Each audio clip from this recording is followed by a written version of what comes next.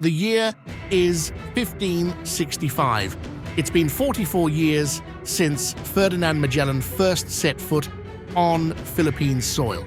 Now, a new chapter in Philippine history is about to unfold with the arrival of Miguel López de Legazpi, a chapter that would see both colonial expansion and brave Filipino resistance.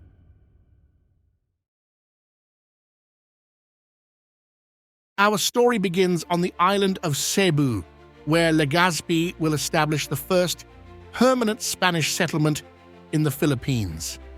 But this is not just a story of Spanish conquest, it's also a tale of Filipino courage and determination to preserve their way of life. In November 1564, a fleet of 4 ships sailed from Mexico led by Miguel López de Legazpi. Their mission? To claim the Philippines for Spain and establish a permanent colony. Legazpi was an experienced colonial administrator born in the Basque country of Spain. At 62 years old, he was chosen to lead this expedition due to his administrative skills and cool temperament. After a grueling 3-month journey across the Pacific, Legazpi's fleet reached the Philippines in February 1565. They first landed on the island of Samar, then moved on to Leyte. But Legazpi had his sights set on a specific target, the island of Cebu. Why Cebu? It was here that Magellan had found a friendly reception decades earlier.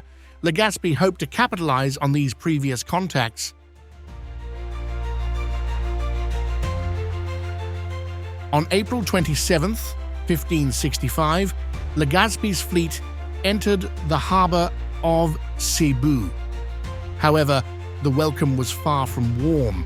The Cebuanos, remembering past conflicts with Europeans and determined to protect their sovereignty, retreated inland.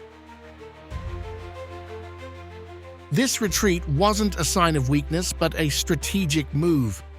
The Cebuanos, led by Raja Tupas, were preparing to defend their land and way of life against the foreign invaders.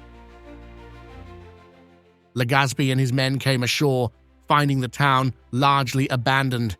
In the empty houses, they made a significant discovery: the statue of the Santo Niño, the Christ child, given by Magellan to the wife of Raja Humabon 44 years earlier. This find was seen as a divine sign by the deeply Catholic Spanish. Legazpi decided this was where they would establish their settlement. Over the next few days, the Spanish began constructing a fort and other buildings. On May 8, 1565, Legazpi formally established the town of San Miguel de Cebu, the first permanent Spanish settlement in the Philippines. This moment marked the official beginning of the Spanish colonial period in the Philippines, an era that would last for more than 3 centuries. But it also marked the beginning of centuries of Filipino resistance against foreign rule. The Cebuanos, led by Raja Tupas, didn't submit easily. They launched several attacks on the Spanish settlement, demonstrating their fierce determination to maintain their independence. These early resistances set the stage for centuries of Filipino struggles against colonial rule. From the mountains of Cebu to the shores of Mactan, where Lapu-Lapu had defeated Magellan years before, Filipino warriors fought bravely to preserve their traditions and sovereignty. Initially, relations with the local Cebuanos were tense. Food was scarce and there were frequent skirmishes, but Legazpi, known for his diplomatic skills, worked to establish peaceful relations.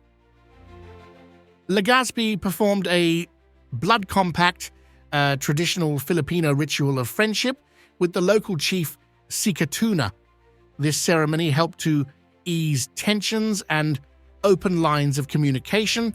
However, it's important to note that many Filipinos continued to resist Spanish rule, even as some leaders made alliances. Gradually, trade began to flourish. The Spanish offered iron tools, glass beads, and textiles in exchange for food and other local products. Yet, this economic exchange came at the cost of increasing Spanish influence. From their base in Cebu, the Spanish began to expand their influence. They sent expeditions to other islands, establishing alliances with some local leaders and subduing others. But everywhere they went, they met Filipino heroes who stood up for their people's rights and traditions. Along with soldiers and administrators came Catholic missionaries. The conversion of the local population to Christianity became a key aspect of Spanish colonial policy. However, many Filipinos found ways to preserve their traditional beliefs, often blending them with Catholic practices. In 1571, Legazpi moved the capital of the new colony to Manila, but Cebu remained an important center of Spanish influence in the Visayas. The move to Manila was met with fierce resistance from local rulers like Raja Sulaiman. Over the following decades and centuries, the Spanish would transform the Philippines. They introduced new crops and technologies, established a centralized government, and spread the Spanish language and Catholicism. But throughout this period, Filipino resistance never ceased. Heroes like Francisco Dagohoy, who led the longest revolt against Spain, and Diego Silang, who fought for reforms, continued the legacy of early resistance. Thank you for joining us on History Watch as we explore the pivotal moments that define our past. Remember to subscribe and hit the bell icon to discover more histories each week.